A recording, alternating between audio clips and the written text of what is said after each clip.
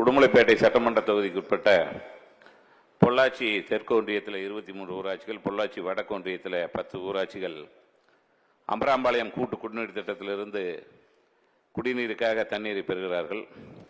அந்த கூட்டு குடிநீர் திட்டத்தில் பராமரிப்பு பணிகள் சரிவர வராத காரணத்தினால கடந்த 2-3 மாதங்களாக 15 நாட்களுக்கு ஒரு முறை தான் தண்ணீர் வருகிறது. அதே மாண்புமிகு அமைச்சர் அவர்கள் அதை உடனடியாக சரி செய்து வாரத்தில் ஒரு 3 முறையாவது தண்ணீர் வருவதற்கு ஏற்பாடு செய்வாரா என்பதை தங்கள் மூலம் அறிய விரும்புகிறேன்.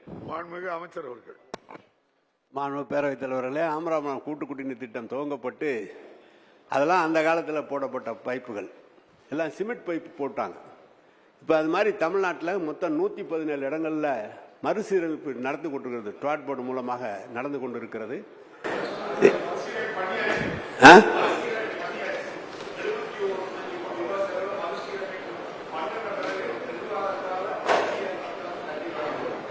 நீங்க பதில ராதாகிருஷ்ணனுக்கு சொல்லிருங்க. மறுசீரமைப்பு பணிகள் முடிந்து விட்டதா?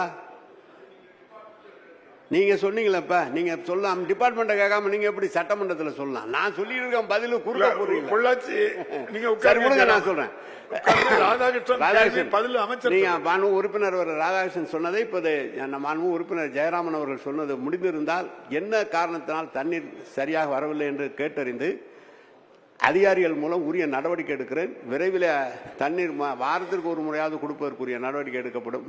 பொதுவாக உங்கள் ஏரியாவில் குடி தண்ணீர் கொடுக்கறதுனாவே எல்லாரும் ஒத்துக்க மாட்டேங்கிறாங்க. ஆலியார்லேருந்து எடுத்து ஒட்டஞ்சத்தை கொடுக்கலான்னா விட முடியாதுன்னு சொல்லி இப்போ காவேரியிலேருந்து எடுத்து கொடுத்துக்கிட்டு இருக்கிறான். எனவே ஆலியார்லேருந்து கொடுக்க மாட்டேன்ட்டாங்க. நான் ஆம்பராம்பாளையம் குடிநீர் திட்டத்தை பற்றி ஆய்ந்து உங்களுக்கு நாளைக்கு நல்ல பதில் சொல்கிறேன். செய்திகளை உடனுக்குடனும் துல்லியமாகவும் தெரிந்து கொள்ள சப்ஸ்கிரைப் பண்ணுங்க.